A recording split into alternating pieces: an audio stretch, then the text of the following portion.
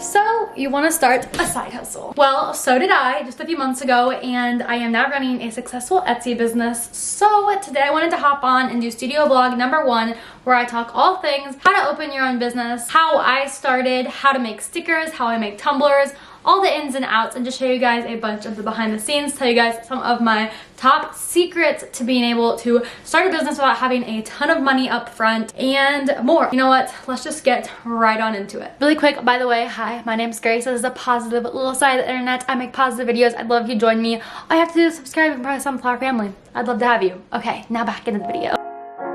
So topic number 1, which is probably one of the most important things, choosing what type of business you're going to have. So maybe with everything that's happened in the past year, you have some extra time on your hands, you're needing some more money, or maybe you're just looking for a creative thing on the side that could also bring in income, because why not do both? I think the base step is figuring out what kind of business you're going to have. Are you going to offer a service, or are you going to sell product? You know, there's like so many things in between those, but obviously today I'm talking about selling product because that's what I chose to do since I decided to have an Etsy shop. What I personally think is so cool about the internet existing these days, and with social media being accessible to so many people, is we have so many options. So here's some ideas if you guys are wanting to do a business that is something where you are offering a service. Alright guys, and here's some ideas for if you guys want to sell products and different product ideas. There's honestly so many options. So if you guys have never seen my small business Change a Caption, I personally chose to sell product, and I sell stickers, tumblers, mirror decals, and eventually in the future I want to have clothing and agendas and to-do lists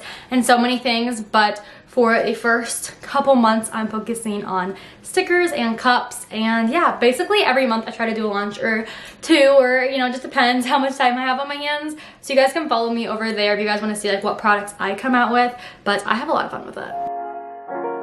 Step 2 is figuring out how you're going to be able to afford this idea you have. So having a side hustle is great. Having a small business is great because it's another income. And a lot of times, like for me, Etsy is not my main source, but it's a great side additional thing I have each month, something I can kind of count on, but it's not my only thing I'm doing, so I'm not fully reliant on that income, if that makes sense. Which I did want to talk about that slightly, because I think a lot of people think to start a online shop or to start a sticker shop or start anything like that, you have to quit your 9 to 5 and quit the job you have, and that's so not true. You can have different streams of income, especially when you're just starting out. Chances are you're not going to have a bajillion sales a day. So until you are making enough sales where it makes sense to quit your normal job, you can totally have your regular job, and then it can become like a hobby. Like for me, getting to make stuff is a hobby. So when I'm done with work for the day, I work on Change a Caption. So you do not have to have the resources financially available to you to quit everything you're doing to start this idea. Also, I think it's important that when you are figuring out what kind of business you have in that first step, you think of how much money do I have to put into this. For me, I started off just selling stickers.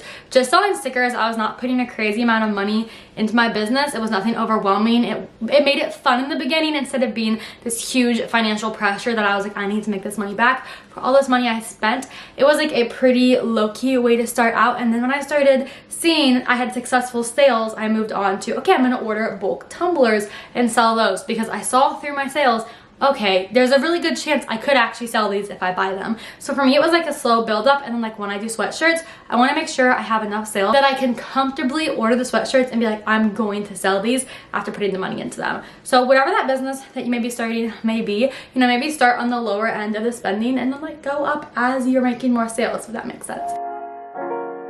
Okay guys, next step is choosing how you're gonna sell. So with what I was just saying, with the budgeting and affordability aspect, if you guys are going to choose to sell your product or your service on your own website, 1, do you know how to make a website? Are you going to have to pay someone to develop that site for you? And 2, are you going to have to pay a monthly or yearly fee for that site, which is totally an option, because there are different downsides to every single way you can do this. But again, just budget that in the beginning and know you're spending that on your business, and like put that into your prices to make sure you're making that money back, if that makes sense. For me, I chose Etsy, so I'm gonna speak mostly on Etsy because that's what I have the most experience on, and that's what I've been selling on for the past few months, and I've had a really great experience with it. Now, some things you do have to consider, okay, you're not paying for a website, but there is a listing fee, and I believe they take a percentage. I'm not sure how much it is at this point, but it's definitely not a completely free service.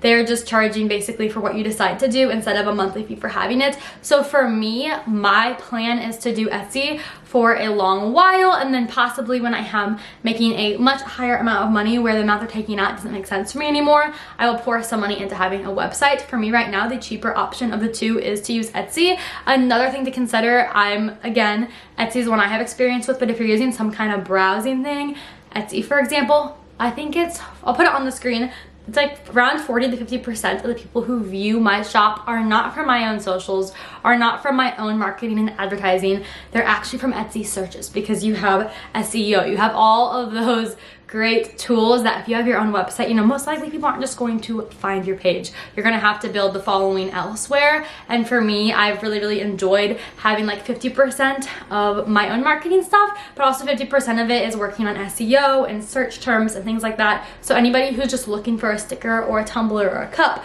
on Etsy can find my shop without even knowing who I am, and I can make a sale to someone who may not even know who I am. I don't think that there's a right or wrong way to do it. I would just maybe watch a few different videos, and maybe like after you guys watch this, search somebody who uses something besides Etsy to see what your options could be. But for me, I've been really enjoying Etsy, and I plan on sticking with using it for quite a while.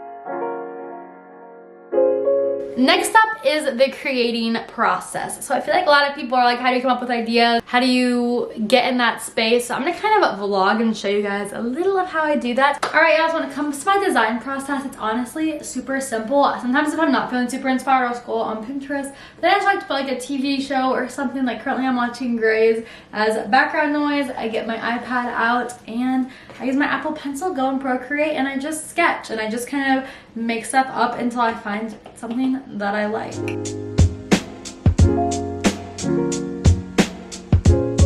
So I usually keep like all the stickers I make in this stack, so you guys can see a stack of a bunch of stickers I've made, some upcoming ones, just a bunch of different things. It's an easy way to keep my Procreate organized.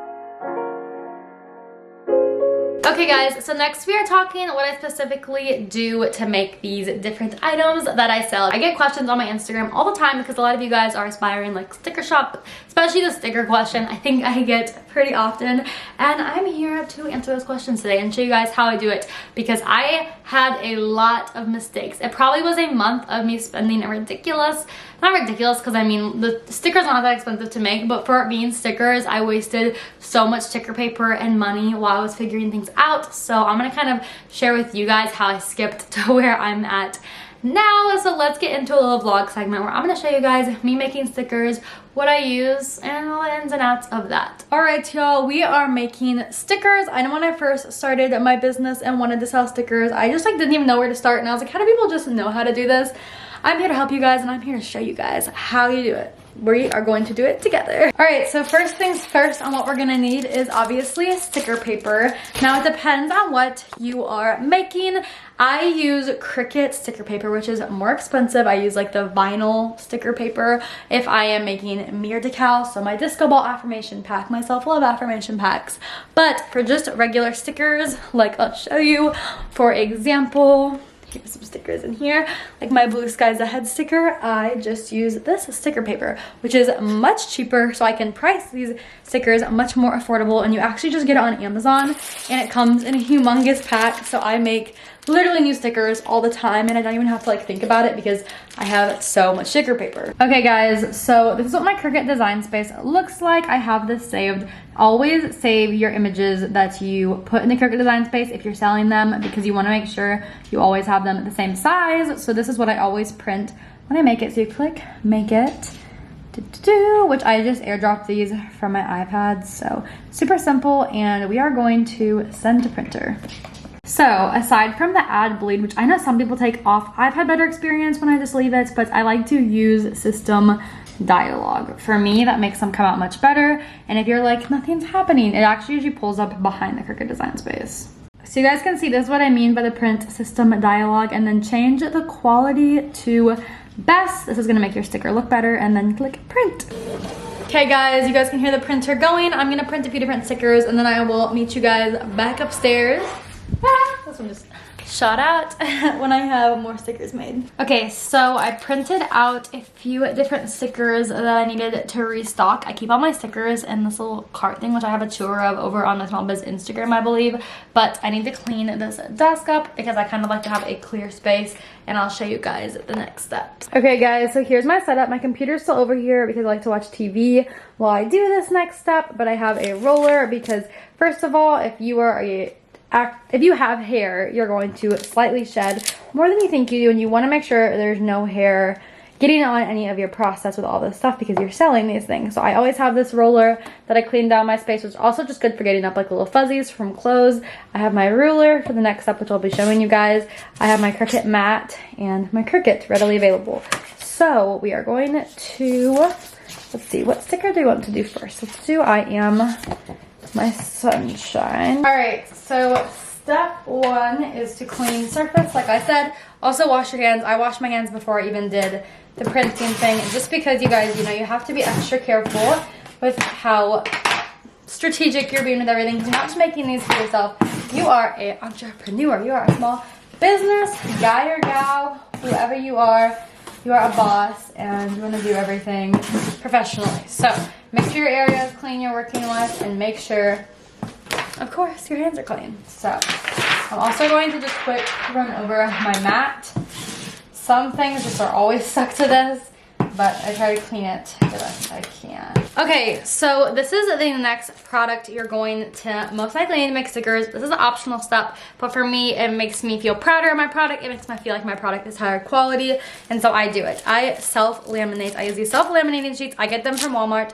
I'll put the ones I use on the screen here. They're really, really affordable. I literally use the Walmart brand once, and they work perfect. So per sticker sheet, you're going to need one self-laminating sheet. Now, this trick I'm going to be showing you guys is so useful because I am just not the craftiest lady, even though I literally own an Etsy shop. So when I first did this, I was like, I'm not going to be able to do this. Very first important step, when you do the print in Cricut, it gets this black box around it. You need this black box. So you cannot cover it up with this laminating sheet. Even though it is clear, it will not cut if you put any of this over the black. So you're going to need scissors, and you're going to cut this laminating sheet to fit inside, not on the black lines. Okay guys, so my square is cut down to the size.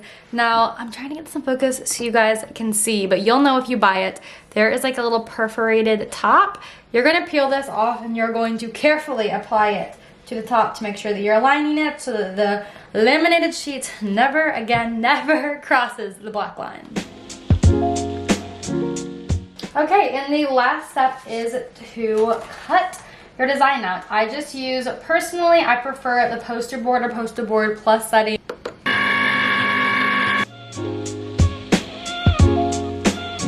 So guys, that is how I make my stickers on my shop. I have so much fun with them.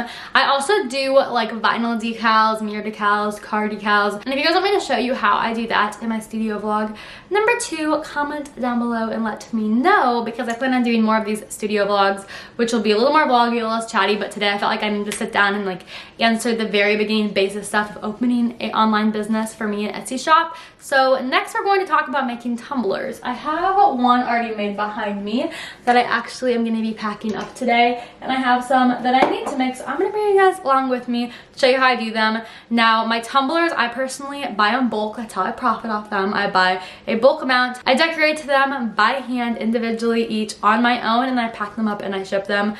So yeah, let's go make some tumblers. One of my favorite topics, how to make tumblers. I love the tumblers I sell in my shop so much. Today I'm going to be showing you guys how I make my cloud tumbler. I also have these are currently sold out. I'm hoping to bring them back because they're cute. Little mini color changing, like how fun are those? Also have, I'm trying to like show you guys all my little inventory because they're so cute. But I'm going to make my cloud one today. So this is the cup that I use. It also comes with a straw. There might be sold out by the time you guys are watching this. Currently there is one left, but I will be restocking in the future. But we are going to go through how I turn this basic blue tumbler into the cloud tumbler. Okay guys, so first up I take my vinyl. It's a pretty simple process. I'm going to cut out the letters and I'm going to cut out the clouds. and then we will get back together. I get this from a local store. I also forgot to tell you guys, I put it into the vinyl setting for this. Alright y'all, so I have the pieces cut out, but you can't see it yet because I have not done the weeding yet. And I remember when I first heard like you need to weed your stuff for Cricut designs and crafts and stuff, I was like, what is that? Like everyone just assumes you know what that means. Basically it's when you take this tool and pull up all the excess vinyl after you cut it so you have the backing and the parts that you want. So that's what we are doing. Now we'll do it in fast forward. I'm gonna watch my show and weed this out.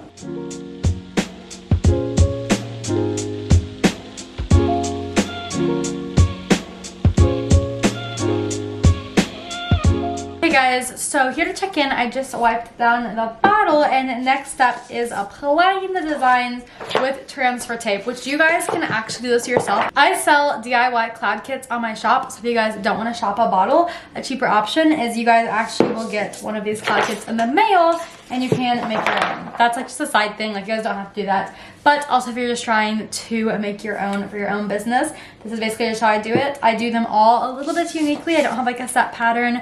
I attach each cloud separately just because I like them to be unique.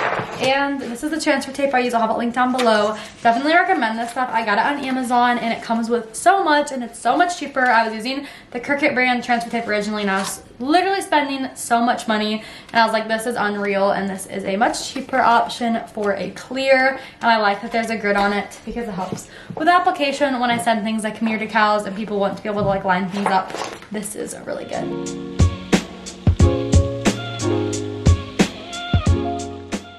Okay guys, so next we are talking shipping, and this is one of my favorite topics to get on because I think this is where I have those secret hacks which are going to change everything for your small business, for you. And I know it's a little bit later in the video because I feel like it sounds like a boring topic, but I swear these are going to change your small business life. So the first thing I have to share with you guys is iPostal. If you guys are thinking about starting a small business and you do not personally want to put your house address on every single thing you're sending to all these people you're going to potentially be selling to, you're going to need to open up a PO box. I looked into my options, and for me, USPS, having a PO box through them was just really expensive, and I was like, oh my gosh, that's just another price to factor in to my budget to make sure I'm even breaking even. And that was gonna be like, I don't know, it was something that added stress for me because I was like, that is a lot of money to spend per month. I will put on the screen how much it average costs to open that PO box through them. That could be an option for you guys. I'm not telling you guys what to do in this video. I'm just sharing my personal hacks, my experiences, and what's been the best route for me. But when I found out iPostal existed, I lost it. This isn't sponsored. iPostal, please sponsor me. I am your biggest fan. iPostal is a digital mailbox, so I set it up literally on my computer. I got notarized on my computer. It was a super easy process. I picked a location. I get emails every single time I get something sent back to me or I get a package, because I can also use it as like an everyday PO box besides just using it for the address that I put on items that I sell. And also iPostal is literally $10 a month. It's right down the street from my house. I have to pick my location, and it's $10 a month. Okay, it's not right down the street. I actually purposely picked one that's like 30 minutes away because I didn't want anybody to be able to like find my house based off that address. But again, it's really close, and it's something you can choose. So possibly you don't have a YouTube or anything, you're not that worried. You could pick one that's like right by your house. There's tons of locations, and I couldn't get past $10 a month. That's like the price of Netflix. Actually, I think that's less than Netflix these days. And I don't know about you guys, but for me, I'm always looking for the most affordable option, and iPostal was that. So if you're looking to open up a PO box, I definitely recommend that tool. Okay guys, next is PayPal shipping. This is what literally makes my shipping costs being free possible. Now, is it actually free on my end? No, which I'll explain more about that in a second. PayPal shipping. I literally recently had someone I knew in high school put on her story that she was like, I don't know what to do. I don't know if I can sell stuff anymore because shipping is so expensive. Shipping is more expensive than the item that I'm selling. I ran into that too because I sell cups. Like, nobody wants to pay more in shipping than they are for the item they're buying. I know for me that's an immediate red flag, and I'll be like, nah, I'm just gonna shop somewhere else. I mean, it stinks, but Amazon makes it hard for small businesses because people just don't want to pay for shipping anymore. And as annoying as it is, like, I'm a small business owner and I fall into that category. I don't want to pay for shipping either. So first of all, with this PayPal shipping, which I'm going to put the link down below, I found it in a blog post. I figured this out in high school when I was having a mental breakdown in a parking lot when I did one of my first sunflower merch launches. I was doing shipping myself. I was like, I'll do free shipping. Went to the post office. It was going to be like $20 to ship a sweatshirt. And I was like about to start crying because I was like, I can't even afford to send all the stuff I sold. And I sold the sweatshirt for less than the shipping even cost, minus the price of the product, everything. And I was like, it's over. I can't do this. PayPal shipping labels. It's discounted shipping labels. You guys, I pay, I'm not going to say the exact amount, but a much lower cost to ship these tumblers than I would if I was going to the post office and using their like straight up postage and having them do it. Definitely check out that link down below so you guys can look more into it and see if it's for you. But I know for me, I would have to charge way more for my items, and I personally have this like mission to sell my items for as affordable as possible because I know for me, I like cheaper things, I like more affordable things. Now, the thing along with that, which is the third thing I have to say about shipping, is I do recommend doing free shipping on your shop. I'm experimenting. I just put a product up that has shipping to see if like it puts people away as much as I think it does. I don't know. I know for me, the chances of me buying an item with shipping costs goes down like 50%. Like, I have to be obsessed to pay that fee. So here's what you're gonna do. You're gonna spread that cost out over all your items. So just charge like an extra few dollars built in when you know how much it's going to cost into the product price, because trust me, a majority of people, including myself, would rather spend $12 on a cup than spend like $8 and then pay $7 in shipping. Like, they're just gonna be like $7 in shipping for a cup when you just have your price set. I just like to put it all myself. I put free shipping on almost all my items. I think it makes them sell better, and it's literally no different because I'm just putting the shipping cost into the product cost, and since I'm using PayPal, it doesn't even change the product cost that much. Alright guys, so now we are just going to have a little vlog moment, and we are going to pack orders together because why not? I have so many orders that I need to get shipped out today, so let's get to it. Alright, I'm gonna grab you guys and we are gonna go get some happy mail out to my lovely shoppers. Alright y'all, so we are on to shipping. I'm only gonna show you guys some on camera because sometimes it's distracting to know my camera's out, and I try to be really focused when I pack orders. I do them a lot on TikTok though because it's really easy for me to do those. My TikTok will be here, so I'm going to, what do we want to pack first? I'll show you guys a box one first. So let's grab a box. I keep my shipping supplies mostly in this closet. I'm gonna try to put literally links to everything I use, guys. So if you were wondering, I do get these off Amazon. I get them in a bulk pack. Works well for me. My small biz cart is not the most organized it's ever been right now, but it works. It's what I have going. We have a little bit of a mess because there's a lot happening. Actually, I'm gonna sit down and show you guys all the different things I use for packing orders. Because you know what? Why not? Let me adjust you guys. Okay. So first up, like I said, I build these boxes, which I got off Amazon. These are what I use for tumblers, and I'm gonna use for my color changing cups and my mugs. Then I have these off Amazon, which are so cute. They sell different patterns. Let me show you guys how cute these are. I basically ship things that don't need a box, but don't fit in a small envelope that needs a stamp. So things like mirror decals often go in here if they're larger, or like my card decals, and those fit in here. And then the other thing I use are these colored envelopes. I have a few different colors. Whoa, I don't know what just fell out of that, but I basically got these off Amazon as well. I think they're the Staples brand. I love them because they make it look a little more cute, but all the postage you need for this is a stamp, which is amazing. So yep, these are the 3 different shipping sizes that I currently have, and I also use tissue paper. And yeah, you guys are gonna kind of just watch in a little time-lapse moment me pack a few of these because, like I said, I have to be pretty focused, but it's actually pretty relaxing and I really enjoy packing orders. It's one of my favorite parts of having a small business.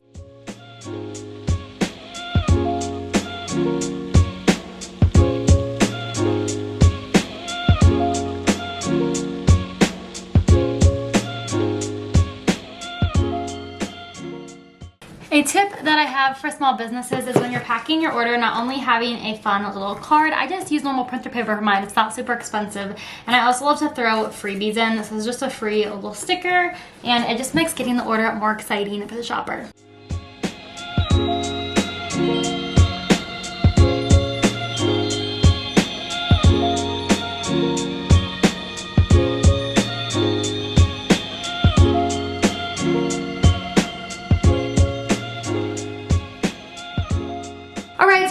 that is all for today's video. Thank you guys so much for watching. I enjoyed this video. I enjoyed sharing some of my favorite business hacks and secrets and different things, because I know I watched a bunch of these when I was trying to personally learn how to start my business. There's a lot of road bumps, but you'll get through them, and it's so worth it. It's so rewarding, and you guys are powerful. You guys should have those side hustles that you always dreamed of. Start today. This is your sign. I'll see you lovely sunflowers in my next video.